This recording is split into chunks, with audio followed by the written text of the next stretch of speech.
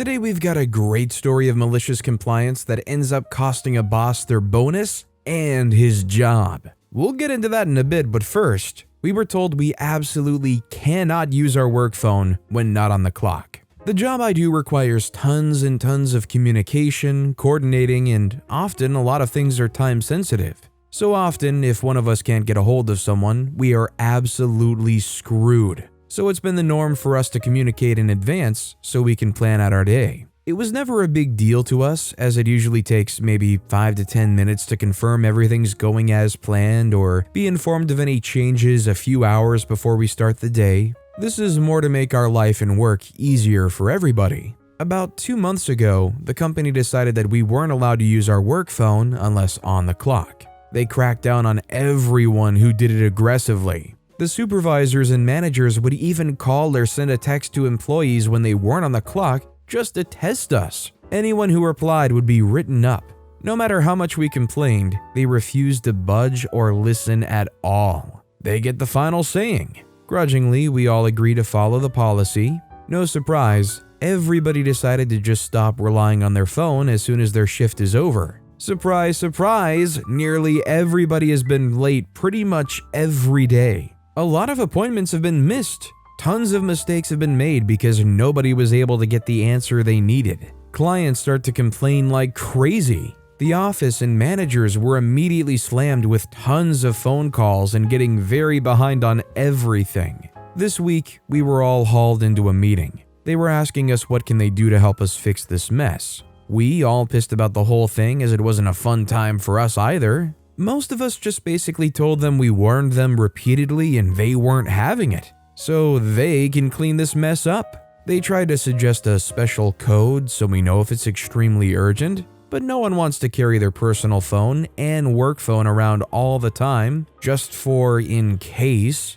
In fact, most of us told them we just turn the phone off or put it on mute as soon as we get home. They tried to float the idea of making us all salary, which was immediately shot down, as they have a horrible history of overworking their salary workers. They tried to ask us if we were willing to go back to the old way. It didn't went well either, as there was a mixed reaction. Some were cool with the idea. Some were like, absolutely not, unless I'm getting paid for that time. And some just flat out don't want to deal with the phone when they aren't on the clock at all. The meeting ended without anything being fixed. Now, the CEO and HR and other upper managers have been pulling their hair out trying to figure out how to navigate this delicate screw-up. It was so glorious to watch them running into the wall repeatedly over stupid adjustments that nobody wants. Literally, what did they expect? And I can't blame any of those coworkers. I wouldn't want to have to carry around an extra phone for a just-in-case situation either. I'm the kind of person that I prefer my pockets if I'm out anywhere to be as empty as possible. Also, hi, I'm Steven, and if you enjoy awesome stories of malicious compliance, why not hit those like and subscribe buttons down below? That said, our next story is, don't give me directions, I know where I'm going. Years ago, I used to work in a movie theater that served food. I was a waitress. A little bit of background, the women's bathroom is right next to Theater 13. The sign is right between the doors for the bathroom in the theater. We never have issues because people can tell which is which. Theater 12 and 13 are right next to each other. The sign for Theater 12 is right between the doors for 12 and 13. This sign does confuse people since it is hard to tell which door it is referencing. One night, I was working and saw some customers walk up. I greeted them and asked them what theater they were looking for. They stated they were looking for Theater 13. I pointed them to the door for Theater 13. The customers started yelling at me saying I was lying and they know because they've been here before and they know where the theaters are. I said something along the lines of, "Oh, I'm sorry. I didn't know you'd spend so much time here and knew where everything was." Clearly, they knew my place of employment better than me. What was I thinking? I went off to the corner where my coworkers and I were doing paperwork and watched as they looked around very confused. They walked into Theater 12 and realized it was the wrong movie. They looked around for a few minutes more, confused. They checked Theaters 1 and 2. My coworkers were talking and one of them is way less petty than me and started to feel bad for them. I told him not to help them. I didn't feel bad since he was rude and stated he could find it himself. After 5 minutes of wandering around, the three men walked into the women's bathroom. The women started screaming at them. I fell over laughing. My coworker couldn't take it anymore. He went over and pointed them to the same door I had earlier. This time the men were nice and thanked him. They went inside their theater. About 5 minutes later, someone in theater 13 hit the call light. The light is labeled press for service. I was the server assigned to that theater. I came in and saw it was the same group. They immediately got mad and asked why I was bothering them. I showed them their help light was on. I turned the light off. This is one of the strictest rules we had to follow. Get to the lights and turn off light immediately while helping the customer. He got mad and turned it back on. He then told me that the light is what reclines the chair. I told him the chairs don't recline. He continues hitting the light, turning it on and off, trying to recline the chair. He starts searching for other buttons when that didn't work. Then he got really dumb and stuck both his hands in between the seat cushions. Those seats were never cleaned, and this restaurant was not very clean in general. I've had to search in those cushions for missing credit cards. They are so filthy. I saw the look of instant regret cover his face, and he removed his hands, now sticky, and held them up.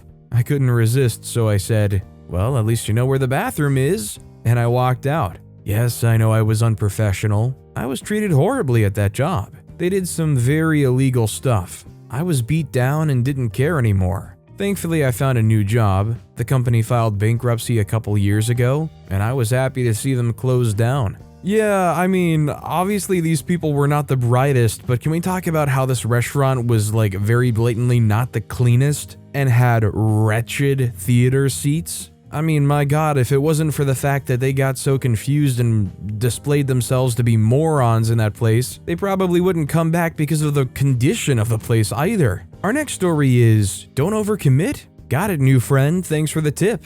Worked at BigCo for a few years as a project manager and had some good strings of project delivery. My mangler arrives. OP, bad news. Unknown PM got fired. You're taking over that HR delivery team. Crap.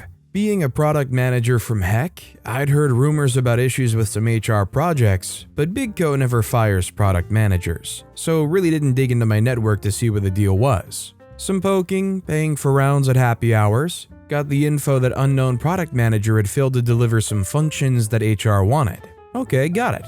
HR director knows I'm coming, sets up a meeting with their next level minions, managers, smiles, team talk, greater good ideas, etc. At the end, as I get ready to meet the development team, officious minion says, "Welcome OP, let me give you some free advice. Unknown got fired for overcommitting on what would be delivered." I say thanks for the guidance and confirmed what beer money had told me. New project starts, we do requirements gathering. Each requirement gets assigned hours: design, development, testing, unit system user, and some for implementation.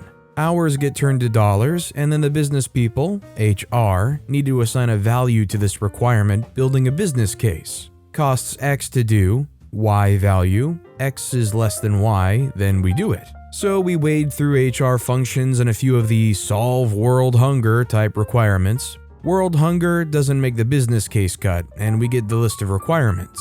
Requirement doc goes out for final review. But since this isn't my first rodeo, but it is a new corral, I create a document with everything that got cut. It also goes out for final review. I'm also clear that development will stop until both documents are signed off. People involved sign off both docs. Officious minion comments, "This is a great idea. All projects should have this." Old hands here can see where this is going, but for the new 10,000, I'll carry on.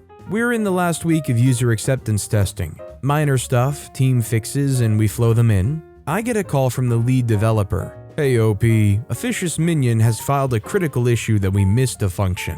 I say fine, what is it, and is it in the functional spec? We trade details, but the key one is it's not in the signed functional spec. I dig.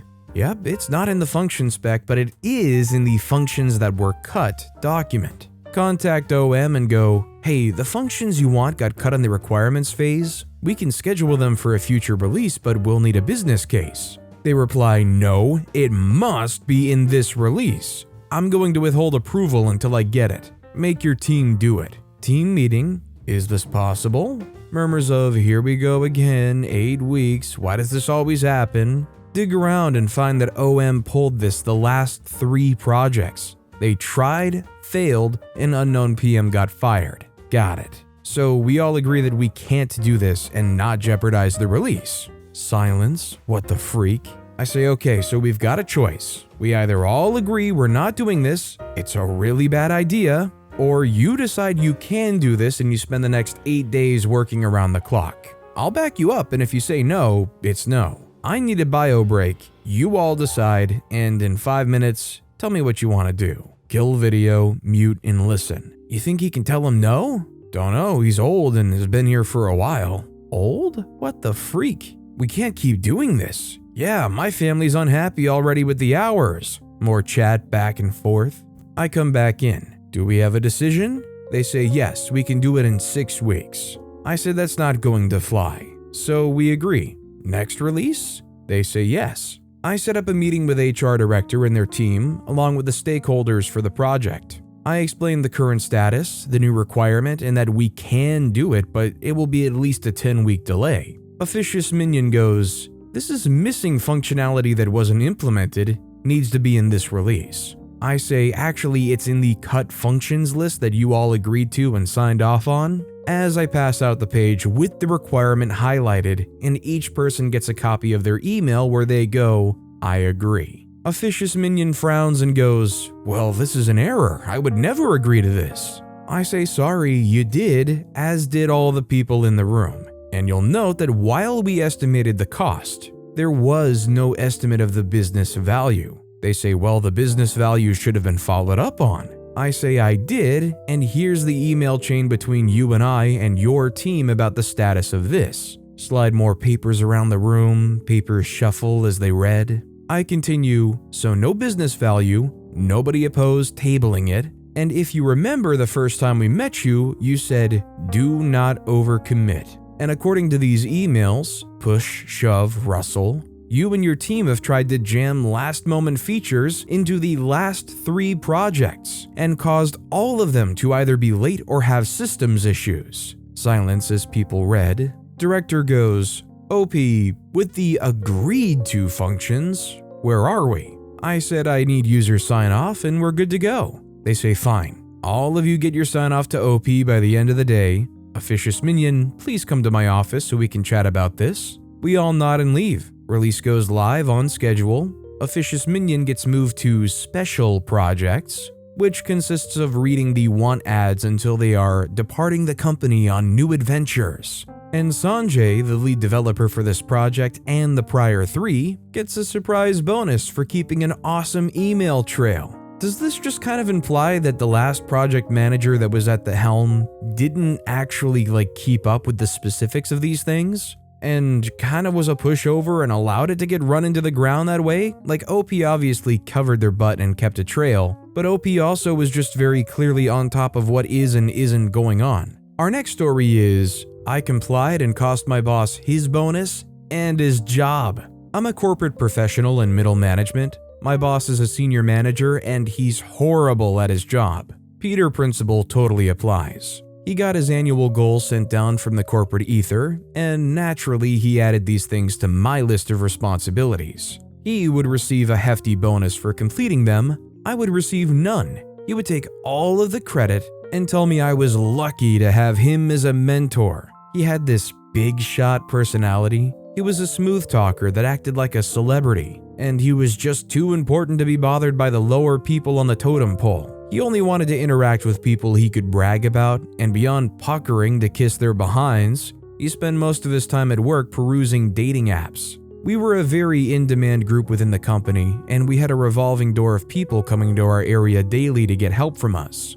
Non-management employees weren't allowed to have cell phones and didn't have access to email, so stopping in was their only option. My boss got furious if I wasn't in my office to catch all the traffic. Completing his goals for him required me to be out of my office. He demanded that I stay in my office for my full shift every single day and accused me of leaving the property and stealing company time because if I wasn't in my office, how would he know I was working? So I complied. I stayed in my office. When his annual review came up, he lost his bonus. Because he didn't meet a single goal for the entire year, he fell under intense scrutiny. It was found that he was using company funds and resources to take these dating app encounters to expensive places, and was expensing it as work-related. He also used company funds that were meant for a building upgrade to build a new patio at his house. He asked the contractor, a friend of his, to just do the work and find a way to add the money into the company bill.